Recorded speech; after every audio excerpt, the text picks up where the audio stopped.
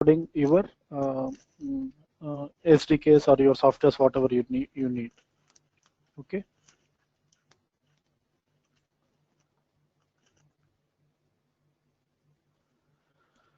So before discussing the architecture of APM, yeah, let's discuss the architecture of APM. So as I told, you will have your language bindings, right? So your language, you can select any language like Java, C Sharp, Python, PHP, Node.js, Perl, whatever the language it is. With that, suppose we are using Java, we are using editor of Eclipse, right? Similarly, if you're using Python, you will have some PyCharm, or if you're using like C Sharp, you will have Visual Studio, or like, so you will have different editors for your different language workings. Here you will write your WebDriver script. Clear? So once your script is ready here, then what exactly happens? You will install. So you don't worry what is APM server. Is it a big mystery like that? So just think that it is a server, HTTP server, which is running here. Now you will start a APM server. What this APM server will do is, so let me take a paint for better understanding.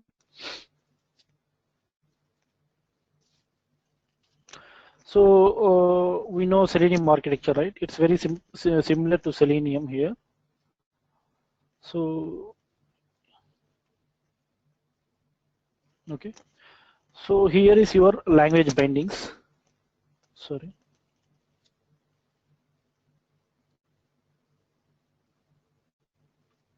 So this is also called as client. Clear? So what are the languages that you write here? You can write the code in Java, multiple languages, like it goes on here. And C Sharp. Then what is the next step, guys? So next step is you will have your session object with APM server. So this is your APM server. Let's make this like this. So this is your APM server.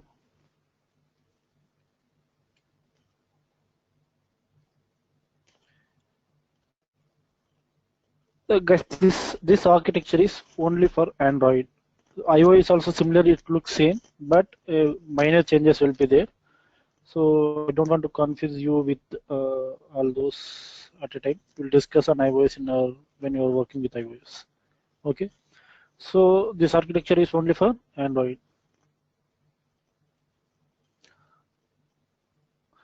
Okay. So you have APM server. You have language bindings here ready.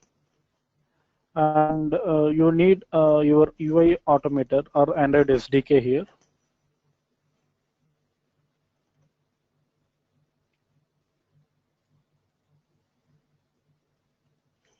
So before installing each and every software, if you understand the architecture very clearly, how the APM is working, then it is a cakewalk for you and to debug the defects or to work with the softwares. So while installing Android SDK, you might think, hey, I already installed APM server. Why do I need Android SDK? All these UI automator, ADB bridge, and all. So you will have better understanding later. So then you will have your real mobile device or emulator or a simulator here.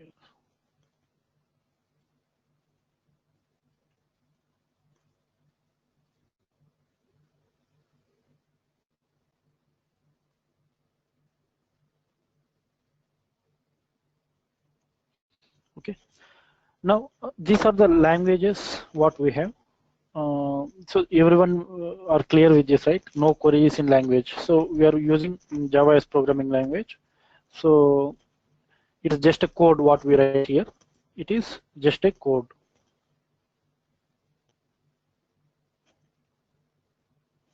Okay. Now APM server is nothing but a exe file, .exe file, .exe file.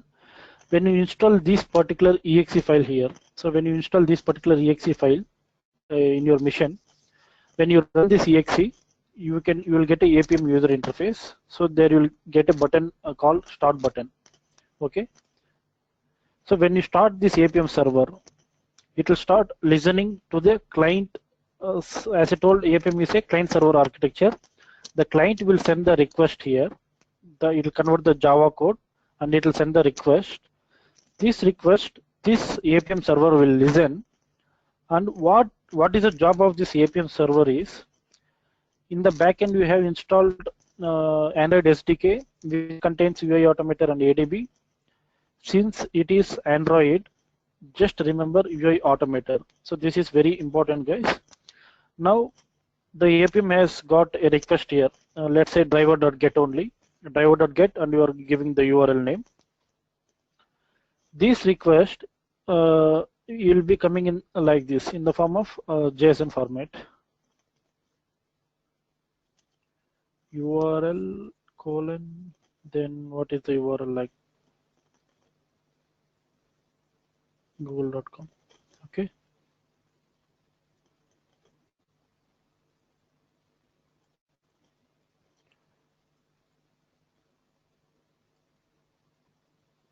So the client is sending this JSON wire protocol to this APM server. Now this APM server is getting this JSON response. So what is the actual code that we are writing in Java here for this line of code? So it is driver.getOff, and we are launching the URL google.com. Clear?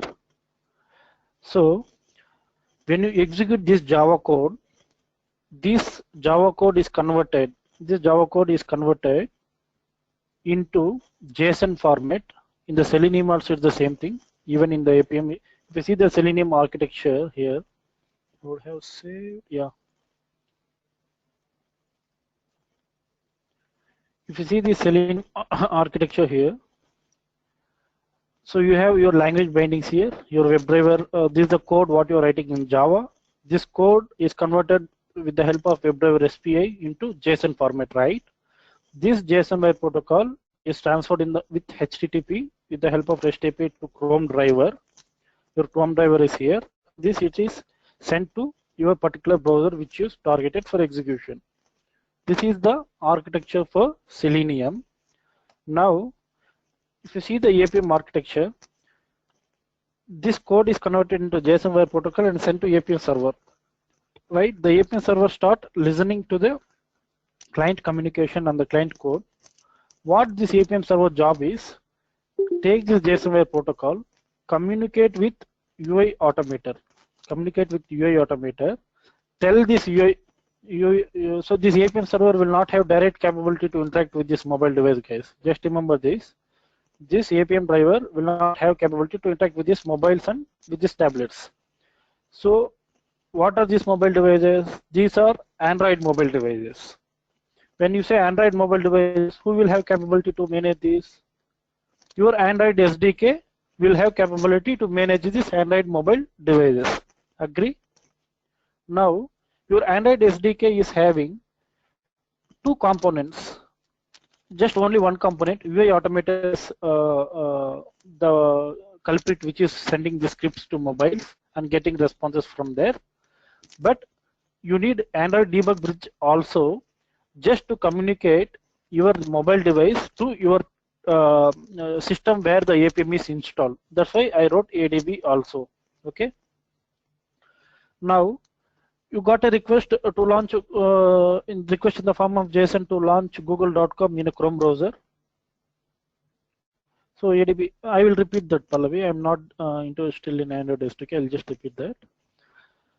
So you just got a google.com here request for APM server. Now this APM server will tell this UI Automator, hey, from my client, I got a request to execute or to launch google.com into this particular mobile device. Can you just push this? Now the UI Automator's job is to receive this command from APM server, and send to communicate to particular mobile device, and get the response from mobile device, send it back to APM server. So now this APM server will send back in the form of Java code back if it is not element not found exception, or if the driver is not found exception, you will get exception, or if it is launched, it will start going to executing next line of code. Okay. Now I just repeat this one. So when you get a JSON response, when you get a client response to APM, now the APM will ask UI automator. UI automator is nothing but the instance, or it's one of the component in Android SDK. Okay. So UI automator is one of the component in Android SDK. This UI automator job is to execute the scripts which are sent by APM into particular mobile device, which as per the configuration what we write in the code. In code, before this Java code, we will write some configuration. Hey, I want to execute in this device, in this operating system, in this device screen size, and this is the device serial ID. You just now once you specify all this before execution of the code or driver.get, what it will do is it will just communicate with the ADB. Now the ADB is coming into picture. So when you're providing all these details, I will show you this in the APM server logs clearly how ADB is coming into picture here. Now when the code is executed, it will check, okay, let's say Nexus 5 is the device what this user is given for execution of this script. Now from APM server, a request will go to Android debug bridge. Now Android debug bridge will check your system computer USB ports. It will check your USB ports whether any devices are connected or not. Okay. So once this mobile Nexus 5 device is detected successfully with Android SDK, I will show you how to configure this Android debug bridge and check your connected device is the device which you connected to USB is available with Android SDK or not. We'll discuss that in detail. Now this once this ADB says, hey, I have recognized this device, then what is the next task? Next task is executing the code here. So now you have a code like driver.get and launching this URL here. Okay. So once the configuration is success, then you will start executing this code. Then this code again is converted into JSON format here. So now this once it receives the command, the APM server is receiving the command in the form of REST API here. In HTTP with REST API.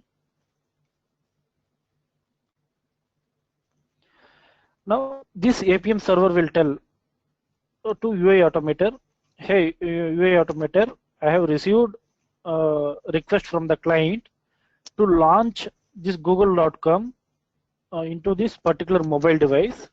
Even Android debug bridge confirmed that this device is active. Now just go and do this command in this mobile and give me a response. Now that command will be launched in the mobile device here. Okay. Then the UI automator send back what is the response that is obtained after execution of this particular step. Then it will like this, each and every code will be sent in the form of REST API. This is now who is playing important role. The important role is played by APM server and UI automator, because APM server is receiving the commands from client. Client is nothing but your code. Just remember that, guys. So it is receiving from your code. Now APM is telling for UI automator, hey, I have detected. So the client said it is Android device. Now UI automator, it's your responsibility because you are in Android SDK. Just go and communicate with the mobile device and bring back what is the response that is obtained after executing this particular client code. So this is how the communication happens in APM from end to end. Clear?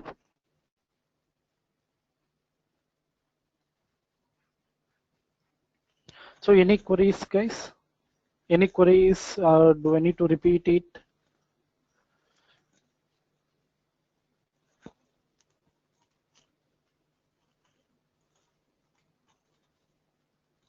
Okay.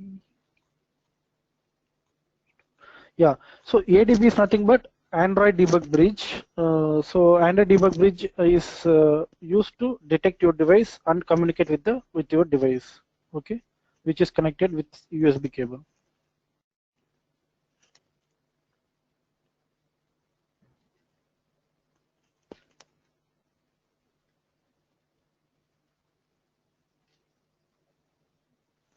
So it's not only, see, ADB is not only, I just told ADB for your information.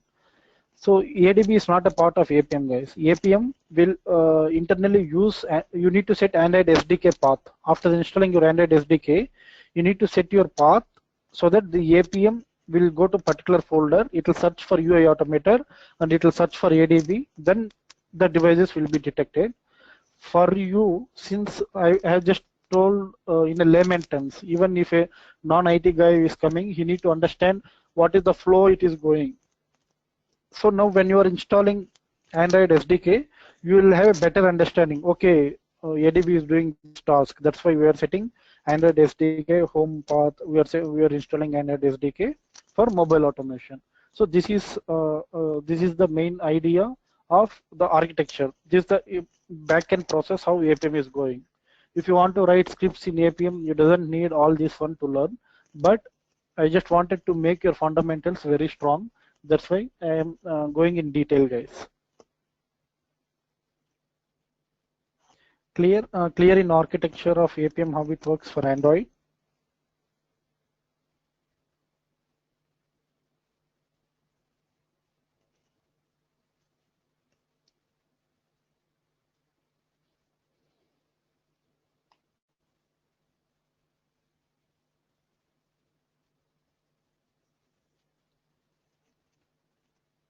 Okay.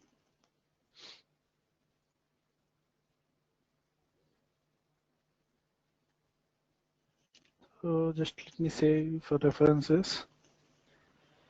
So if you see the task, what is next thing? For iOS, we'll discuss it later once we write the APM code and understand this one better. This is the architecture, guys. As I told, APM server will be running. So APM essentially is a server and it is very core. As I told, right, UI Automator and APM are very important parts here for mobile automation. So it is the communication bridge between client and mobile device, the APM server. As I told, it's already written in Node.js, and the client is nothing but the code what we write in Java, Ruby, Pythons. How this communication is happening between mobile device and your code. So this is your code, this is APM. But you know how APM is communicating again with mobile device. You will have Android SDK, our architecture diagram you're aware, right? So this is how the actual communication will happen. Setting up APM. So you need to install Android SDK. So I have downloaded Android SDK here.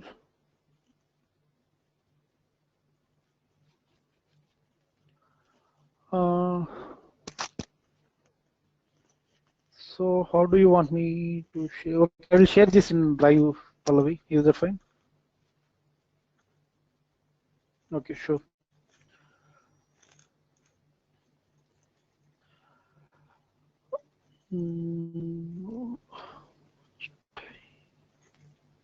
So these are the required libraries here. So Android Studio I have downloaded here. So you can download Android Studio from here.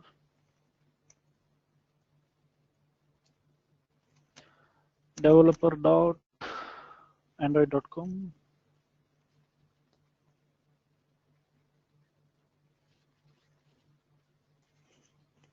So just navigate to developer.android.com.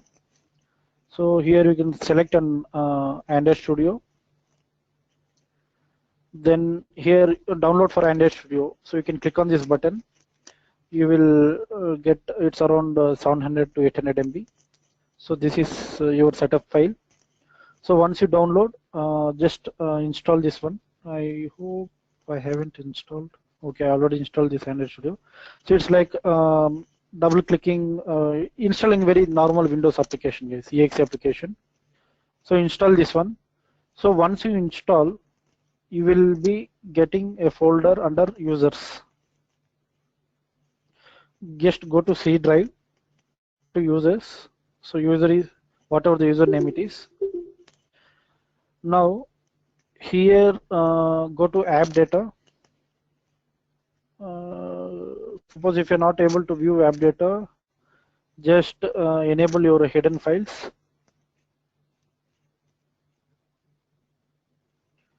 So click on app data, then I think it's in local. Okay, then you have Android, then you have SDK. So this part will be available for you. Okay, after installing Android SDK, this will be automatically available for you. Even I am opening this for the first time in this mission. So this mission is not set for mobile automation. I am setting up from the scratch so that this will bring you the live issues what we are facing, so that it will help you to set up your missions very easily. Okay.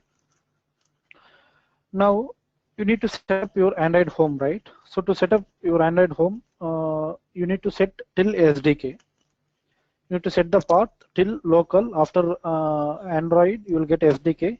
So this is your Android home path. So just copy this path. Go to environment variables. Edit system environment variables. Click it here. So here you can use. I don't have any Android path. Create a new variable. Android underscore home is your variable name, and value is your path to your SDK. Clear? Set this path. Now your Android home is set. So the next thing is go to the path variable. Go to the path variable. So under path variable, we have seen how to set up Java path, right? Similarly, in your SDK folder, so let me close these ones. In your SDK folder, you have different folders here. Let me explain what each folder will do. Okay. So under tools folder, you will have the options to create emulators. Then you have some libraries which are required for you to develop your Android applications. So platform tools folders will have your Android debug bridge application, ADB application. So under SDK, we have platform tools folder, platforms folder, tools folder, okay, and build tools. Now you need to set a path variable till platform tools because you are using your Android debug bridge here. Your Android debug bridge is available under platform tools. So copy this one, copy this path, go to environment variable path variable. So add a new variable value here. Okay. So till platform tools we have added. Similarly, add till tools.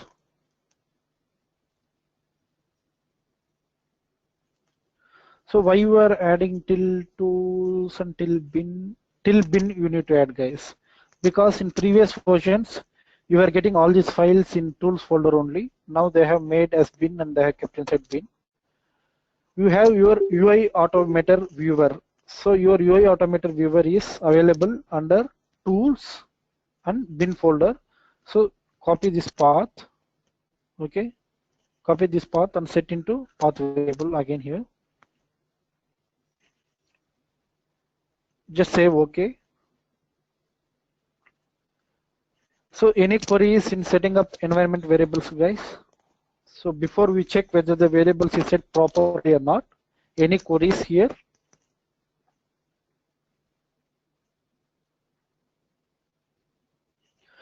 Install your Android SDK. Once you install your Android SDK, then go to this C drive, go to the users folder, and what is the username of your, suppose if you are logged with your name, okay. So I'm repeating it again, Pallavi, so that you can follow up now. So go to the users folder, just select which user you are logged in, go to the app data. Suppose if you are not able to view the app data, enable your hidden files, okay. Enable your hidden files. You will see 3 folders. Go to the local folder, go to the Android. This is your SDK where it is installed. Your Android SDK is installed here, correct? Now you need to set your Android home. So copy till SDK. This is your Android home. Means your SDK is the root path which will contain different tools inside Android SDK to develop an application, like creating an emulator, build tools, libraries, extras, patchers, platform tools, Android debug bridge, UI automator, UI, so all other tools like fast boot, monitors, like this. Clear? So copy this path, go to the system variables. You know where system variables will be, right? So go to my computer, this PC, system properties. Sorry, not system. Yeah, I think so. This man, system properties, mean this PC. Open settings. So you can just search in the search bar like edit environment variables. Edit the system environment variables. So you can get in system computer properties, guys. So here, click on environment variables. Then we know how to set Java path, Maven, everything. So click on new and add your variable name as Android home. Okay. Then your value will be your Android SDK. Your value will be your Android SDK. Just your Android home is set. Now go to the path variable. So here you need to set 2 paths for 2 folders. They are so Android SDK till platform tools you need to set in the path variable, okay, because you have your ADB under platform tools, and till tools you need to set your path variables under till tools or till bins. So just make it till tools so that it will recognize, add it to your path variables here. So I'm just adding till tools as well. So once your platform tools and tools is set, just save this one, okay. Clear? Your Android home is set after installation. Your Android home is set after installation. Now you need to check whether this Android home is properly set or not. So just open command prompt. Okay. So type command adb devices. It will show like this list of devices attached. I have not connected any device to USB cable now. I don't have mobile Android mobile right now with me, so I have not connected any devices. So this is suppose if you don't get ADB is not recognized as internal or external command, then your your path is not set properly. If you are getting any response like this, then your path is set. Clear? Type ADB devices. This is the command which is used to check list of available devices in the connected with the USB in the machine. Clear?